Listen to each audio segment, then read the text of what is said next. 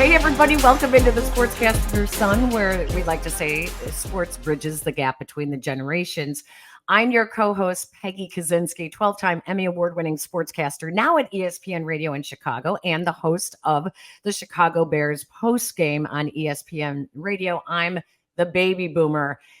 Jason, my son, our co-host, collecting a paycheck, working on his own, living on his own. Saving money.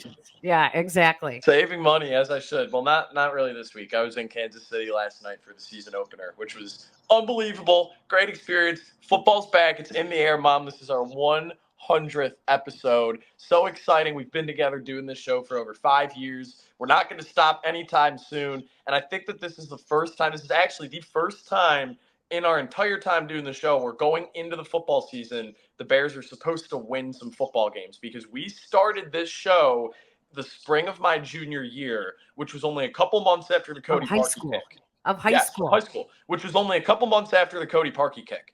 And so there's only really been 1 year, and it was that next year where the Bears went into the year with the expectation of winning, with the roster that was capable of winning. Of course, they didn't, because they've always disappointed my time watching the team. But now we're here. It's 2024, and the season opens this weekend, and I just couldn't be any more excited about the NFL kicking off, and especially this Bears season.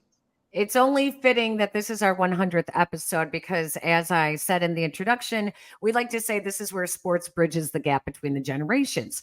And this is a new generation of football at Hallis Hall. 1920 football drive is not your grandfather's Chicago Bears anymore. So many changes. A new team president with Kevin Warren. You have Matt Eberflus and Brian Poles in year 3 of this rebuild. You have 2 new coordinators on both sides of the ball. It's crazy. This, Jason, has so many expectations attached to it because of one name. And that is Caleb Williams, the number 1 overall draft pick that will be stepping onto the field. And what Bears are hoping is finally the franchise quarterback for this team. He's the Messiah. It's going to be so exciting to watch him take the field on Sunday. I know I'm going to be camped out on my couch the entire day. I have a bunch of friends who have chomped at the bit to buy tickets for this game. Like, I haven't seen anything like this with Bears football since I was at least in high school. And so just the fact that the excitement has been restored is so, like, it's just heartwarming to me. And I hope that the team meets the expectations. I do think that they will. I've been on the record saying that they're going to go 12-5 or 11-6. I really do think that their schedule is so easy, especially in the first half of the season. No one's talking about that. And it's going to give Caleb the perfect opportunity to get settled in. They have a veteran offense around him. Keenan Allen, as long as he stays on the field, is a given 1,200 yards. DJ Moore doesn't look like he's going to slow down anytime soon. And Cole Kmet is really coming into his own at the tight end position. And so I think that this is a Bears team that's set up to succeed in the early part of the season, which is good. Like, we want this excitement going into divisional play, going into that Thanksgiving game in Detroit. Like, we want the excitement to be just as strong as it is now, if not stronger. And I think it will be. The schedule is so advantageous for this team this year, and no one's talking about it. So the Bears have surrounded Caleb Williams with a lot of veteran talent so that Caleb does not have to put all those expectations on his shoulder. On the defensive side of the ball, though, it seems like Ryan Poles has built this team from the back in. They are very strong in the secondary and very good. They have excellent linebacking core. It's the defensive line that still throws up the question marks. Montez Sweat comes in and tries to rescue a team that had the fewest number of sacks in the NFL last year. But the question going into the regular season remains to be seen as to who is going to be the pass rusher opposite of Montez Sweat. Can DeMarcus Walker get it done? Can Darrell Taylor, their newcomer that they just traded for, can he add some spice to the recipe? We will only know as the season goes on, but we do know this, that Ryan Poles is not afraid to make moves. And if they feel like they have stacked up some wins, but that they are still lacking on a pass rush, you can be sure that he will be trying to make a move as the season goes on. But like, who would it be? Like, who feasibly are they going to like be shopping at the dollar store for Jadeveon Clowney? No. Hey, listen, they got Montez Sweat. There's always guys on teams that are facing contract years that are unhappy where they're at. So that's what you do. That's how they, Yannick Ngakoue is still out there. Some people think, hey, maybe if he brought his price tag down a little bit, he would be available. So it's a wait and see. You have to wait and see what becomes available on certain teams. Really quick, I just want this on the record. He's not going to start this year, but I think Austin Booker, as long as the Bears don't make a trade, he's going to make the most noise off the edge by a Bear not named Montez Sweat. He's not going to start because he's not a 3 or honestly even a 2-down defensive player yet, but he is so explosive and he just brings a completely new element to this defense, new element of excitement, hard-hitting action off the edge. He'll just blow up the quarterback. And so I'm excited to see what Austin Booker does. It's going to be in bursts this year. We know this, but I'm really excited to see what he does. And I know the Bears are high on him. So I said that this is not your grandfather's Chicago Bears. You could even go back to 20, 30 years. It's not your father's Chicago Bears anymore. It is a new era at 1920 Football Drive. 20 years ago, when Dave McGinnis was Mike Ditka's youngest coach on his coaching staff in 1986, Dave McGinnis had a championship team that was built around guys that stayed with the team forever. There was no free agency. And so now Dave McGinnis serves as the radio analyst for another retooling team, but it's the Tennessee Titans, who the Bears face in week 1. And Coach Mack joins us here on the Sportscaster and Her Son podcast. Let me go back and Peggy, this is a professional podcast. I'm telling you, it's all over the place here with me. I'm a broadcast guru now, so I know that microphones are helpful. Will Levis in Tennessee, and you have Caleb Williams. Caleb Williams hasn't taken but 20 preseason snaps in the NFL. Will Levis has some game experience already. Where do you see the development of these two quarterbacks, and where is Will Levis now? Well, Will Levis is greatly improved. And, of course, when he was coming out of Kentucky, he had all the arm strength. And his senior year at Kentucky, he played behind a pretty decimated offensive line. So that really does something to you as a quarterback. He played injured too. I mean, he played with a lower body injury half of the season in the SEC, but refused to come out. But he's had more NFL coaching. So if things go like they should, just chronologically, he should be a little more advanced because of the NFL coaching he's had. I know that Brian Callahan and his staff, I mean, they've got 3 quarterback coaches here. They have poured a lot into him since Brian Callahan has been hired here. So that's an advantage. That's an advantage for him. Now, how well it goes as far as when you get into a real life ball game, we'll see. But as I said, you still got both young, developing quarterbacks. Neither quarterback right now is what they're going to be further down on in their career, Peggy. Neither one of them. Jason, I know you have more questions, but I want to ask Dave, based on what you just said about the Callahans, tell me about this new head coach, and tell me about the staff that he has put together that includes his dad, a Chicago native. Many people remember his dad very well. What his staff has a lot of experience on it. Well, that's a credit to him. When he and Rand Carthon, when they were putting this staff together, and of course, Rand Carthon is dialed in. He's really connected in this league, as Brian Callahan is. Being able to get his dad was a huge, huge get. I give a lot of credit to the Cleveland Browns for allowing his dad to come here because, I mean, I've been a coach on staffs before where I've had a chance to go other places and have been blocked because I was under contract. He was under contract for Cleveland. But Cleveland understood the dynamics of this situation, the uniqueness of it. So they allowed him to come here. He is, I've been around 2 great offensive line coaches in my coaching career. Dick Stanford at the Chicago Bears, Hall of Famer. Mike Munchak here with Jeff Fisher and the Titans, Hall of Famer. Bill Callahan, he is in that same group. I mean, and so I spent my whole off season just with him individual. I get to go to every practice. I'm there every day, and I spent the whole time with him watching him technically develop, this young offensive line. That was a huge get. The other coaches, as I mentioned, I coach with a lot of these guys on D. He's got a very veteran staff, which for a young head coach is a testament to what his reputation is in the league, being able to attract these veteran coaches in. And he lets them coach.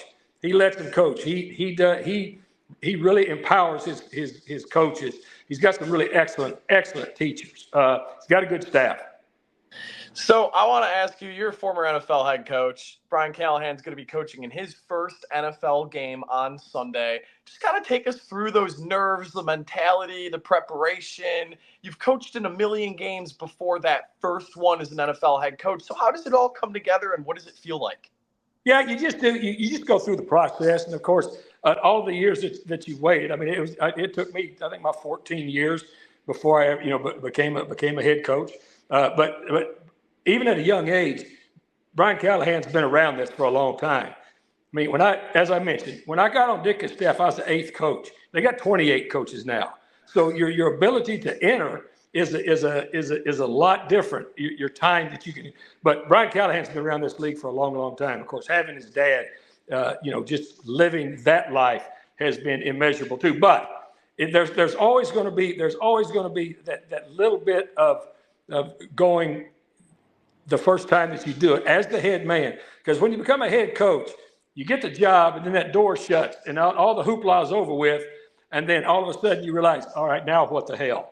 And people come knocking on your door. Very seldom as a head coach, if people knock on your door and say, hey, coach, you got a minute, it's not just because they're going to say, we think you're doing a hell of a job.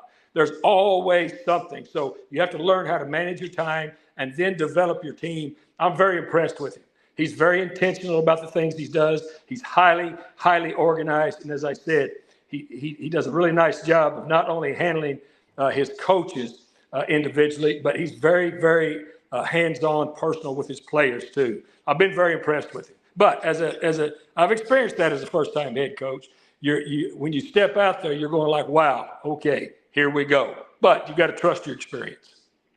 Life after Derrick Henry begins for the Titans on Sunday. I'm really interested to see how the offense looks with Tony Pollard in the backfield, Tandre Spears having a bigger role. How do you think that Will Levis's dual threat sort of archetype that he has, how do you think that is going to play into this offense with two toolsy backs and an offensive line that they've invested in? What do you think we're going to see out of the Titans offense on Sunday that we haven't seen in years past? Well, I mean, I've been on every media outlet, it feels like, in Chicago this week, but even in Nashville, when they asked that same question, very legitimate question. But this is different for anybody that's ever followed the Oilers/Titans. It's always been a single-centric offense since the Oilers/Titans, for the last 25 years. Even further than that, I mean, Earl Campbell, Eddie George, C.J. Touquet, Derrick Henry. That has all been single back centric. This is a completely different offense. It's going to be a different look. So, I mean, I'm like you. I'm looking forward to seeing what it's going to be. But, I mean, when I was being recruited in the Southwest Conference in 1970, I went to the first Oilers training camp in Kerrville, Texas, in the Hill Country. They took us down there as a favor for all the Southwest Conference guys that were being recruited. And they've always been except with Warren Moon, a one back offense. It's not that offense anymore. So I also want to ask super quick. You're a Horned Frog. I grew up a TCU fan. My dad went to TCU. Frogs right here. Where's the camera? Frogs, thank you, right there. Yes, sir. And so I went to the University of Texas, graduated from Austin in May. So I really want to ask you about Tandre Sweat, the big nose tackle, big Texas guy. You played in the Southwestern Conference. You have a ton of experience with the big, strong, bulky Texas guys in the trenches. Tell us a little bit about what we're going to see from Tandre Sweat on Sunday. First of all, congratulations on your graduation. That's a milestone. Very cool. Very cool. Look, T. Sweat, of course, he's the Outland winner. When you put the tape on and watch him, I mean, you got a guy 366 pounds that can move his feet. I mean, Joe Green was my defensive line coach. Mean Joe Green, doesn't like to be called Mean Joe Green, but Joe Green for 8 years at the Cardinals, both when I was a coordinator and a head coach. And when we used to go out during the off season and start looking at collegiate players, especially defensive linemen. He said, Coach Mack, you know what we're looking for. We're looking for bears that walk upright on two legs. And that's what Sweat is. I mean, this guy is massive, but they got to be able to move their feet. And he can do that. It's going to be very interesting for us. I mean, I know from the Titans radio broadcast group to be able to watch and see what T-Sweat with Jeffrey Simmons lined up next to each other on the interior of that defensive line, what they can do. But T-Sweat is a special player, I'm just telling you. There's a feeling that you cannot take the Titans lightly. They may be retooling, as you put it, but you can't take them lightly. So how good can this Titans team be? Again, Peggy, if I could, I don't know. I say this. Is it as good as Will Levis can be, or? They've done a nice job of upgrading the talent along the front line.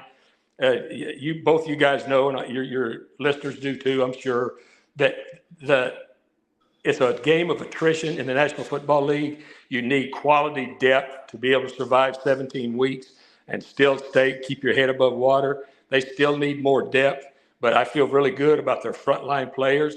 So if they can keep those guys healthy, I mean, we'll see. But they've spent a lot of money, and they've done a nice job drafting of getting the roster back to a point as to where it needed to be, because they were fighting salary cap restrictions, for the last couple of years. And then, they missed on some draft picks. So how good can they be? I mean, just as a coach, once they step across that line and you have to stay back, it's up to them. So you've had a lot of experience with some Hall of Fame coaches throughout your career, whether it was on Mike Ditka's staff here in Chicago, throughout your own career. You talked about Joe Green being your line coach as well. I'm curious what you think about Matt Eberflus as a fellow linebackers coach, a former linebacker coach. What do you think of Matt Eberflus and the job that he is doing in Chicago? Well, I think, first of all, he's got a lot of good help around him. And plus, I always of course, this is my 38th straight season. 700 games that I've been around. I've been impressed always with his defenses because they're very sound. That's the way he got a head job of sound, efficient defenses. I would expect he's to be that same kind of head coach. And so, and plus, he broke the mold, not the mold, but he broke the trend. Because the trend has lately been for a lot of the young offensive coaches to get head coaching jobs. I mean, he was one of the guys that did well enough defensively to be considered, and then get to me, which is one of the premier jobs in the league. I've always been impressed with his defenses because they're sound and they don't beat themselves. Do you include your 6 hours as the Bears head coach on your resume? I've been trying. George McCaskey and I are still very good friends, and I love Virginia. I've been trying to get them to put that on, to be able to collect on my pension with that for years. They just said, we love you, Coach Mack, but we can't let you do that. I love it. Dave McGinnis, it's been so great catching up with you. I really appreciate your time. Like you said, you've been on every radio station in Chicago. You've talked to every writer. It's because everyone still loves you here in Chicago. You spent such a long time here. You were not only a professional, but you were everyone's friend as well. So we thank you so much. It's so good to see you again. Yeah, great being on with you guys. Congratulations. This is a cool thing you guys got going. Hope I see you on Sunday. See you guys. Thanks for having me. Thanks, Coach. Yep. Go Frogs. It's always so good to see Coach Mack. I mean, Dave McGinnis, he was the best. He had his Texas drawl going all the time when he was coaching on the Bears staff. And Jason, you weren't even born when Dave McGinnis was announced at a press conference, or a press conference, I should say, was scheduled to announce him as the new Bears head coach, replacing Dave Wanstead.